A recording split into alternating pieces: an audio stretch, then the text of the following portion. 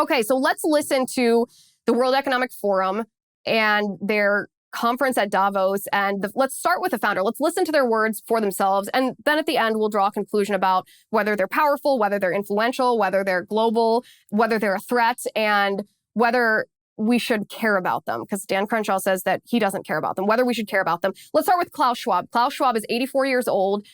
He is the founder of the World Economic Forum, and this was his opening speech at the onset of this conference. Let's also be clear. The future is not just happening. The future is built by us, by a powerful community as you here in this room. We have the means to improve the states of the world, but two conditions are necessary. The first one is that we act all as stakeholders of larger communities, that we serve not our only self-interests, but we serve the community. That's what we call stakeholder responsibility. And second, that we collaborate.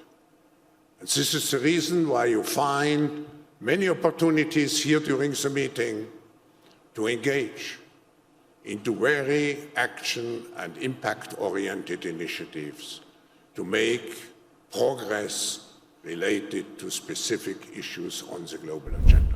Okay, so this is the founder of the World Economic Forum. These are his own words. He tells us what his agenda is. We'll analyze in a little bit whether he has the influence to bring this agenda to reality, but he's telling us the future is not just going to happen arbitrarily. He said, we are the ones who are creating the future. It's built by us. And who is us? He's referring to the powerful people in the room who were listening to him. These are politicians from countries all around the world. These are the CEOs of the most powerful global corporations in the entire world, and he's saying exactly what his agenda is, that he wants to move the nation, not the nation, the nations around the globe, move the world away from shareholder capitalism to stakeholder capitalism. Shareholder capitalism is what we understand as the free market, where businesses make decisions in the best financial interest of their shareholders.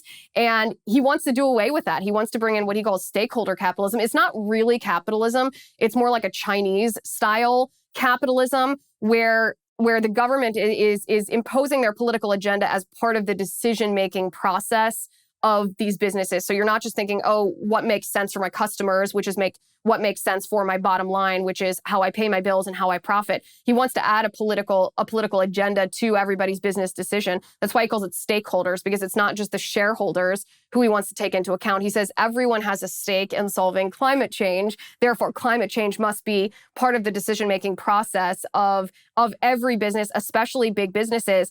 This is his agenda.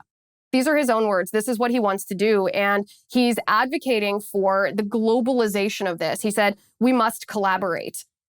When he says we must collaborate, he's not just talking about being partners. He's not just talking about discussing it. He's talking about a global standard that everyone must follow if they want to be players in this new world economy. That's what he means by we collaborate. And he admits that his goal is to make progress on specific issues on the global agenda. So no longer should the United States think about what's best for the United States, or no longer should Germans think about what's in the best interest of Germans, of Germany. No longer should Sweden think about what's in their best interest, or Australia, but the global agenda, as defined by who?